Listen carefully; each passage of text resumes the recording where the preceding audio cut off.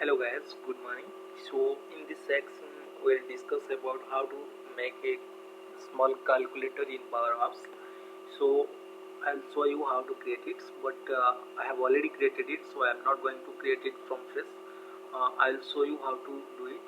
So what we'll do, this is my Power Apps from fresh. So just you have to log in your Power Apps. So make sure you have already a credential to access the Power Apps. So just go to the app section. So but you have to go to create a new apps. Here you have to create also new apps. So here I have already created. Just I click on the calculator and go to the edit tab. So if you click on the edit tab, it will take some time to redirect you to my existing calculator apps. So I have also already shared my blogs. You can log in, you can go through my blog site and you can see all the details step by step. I have already described everything, but by this time I will also do this in easy way. So how you will do it, this is nothing to do. Yeah, this is my yes. So what you will do, this is my screen. So this is my main screen which I did it. So first of all, the background is showing empty. So what I did here, in the background I just added a image. You can also add image file.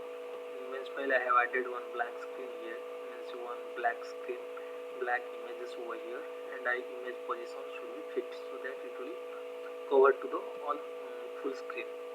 So this is the first step. Second step, what you will do, you just drag and drop to text box and drag and drop 4 buttons over here and add one label to show the result. This is the my labels. You have to do it like this.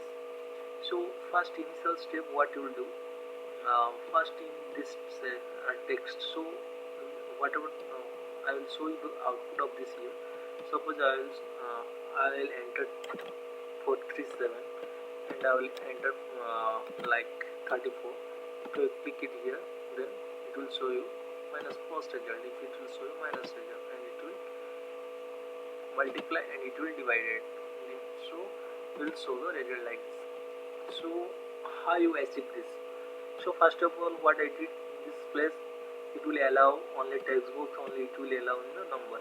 It will text number, so I did it only number. So it will allow only numbers over here, so that you will not face any issues in the data types. Means if you put a name and try to add and multiply, so it will show you error. So better no need to, don't allow to user to give, means provide, put the text field. So I set it to number field. So first of all, what you will do here, you have to create a variable. So you know already what are the variable, how to create a variable in Power Apps. So if you don't have any idea, so please go to the log into the Microsoft site, Microsoft Word, like document site for Power Apps, and you will get to know how to create variable, how to create collection, all these things. So here you have to create a variable. So what I did it here, so in text box, in the advanced, you will go to here, there is on change. Yeah, in text box on change, what I did, set n1 text data to the text, and same I did it here, set n2 text data 3 dot text. Text data 3 dot text means it is a text field name. This is the text box name, this is also text box name. So what I did here, I have created one n1 and one is n2. It will create a variable in your apps.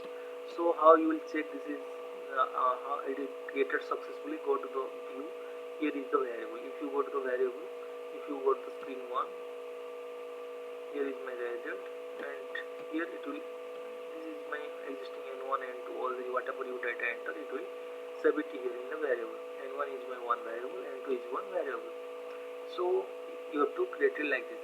Next, what you will do, just click on this plus icon. In plus icon on select, you have to click on update context. There is a method update context. Just create one result. Just create one result variable. In the result, you have to add n1 plus n2. So when you enter anything in the textbook 1 and textbook 2, in the options the data will be saved in the n1 and n2 variable. So after that no need to do anything, so just update context result n1 and n2. I think this one is not required. Yes, this one is not required. Same for here.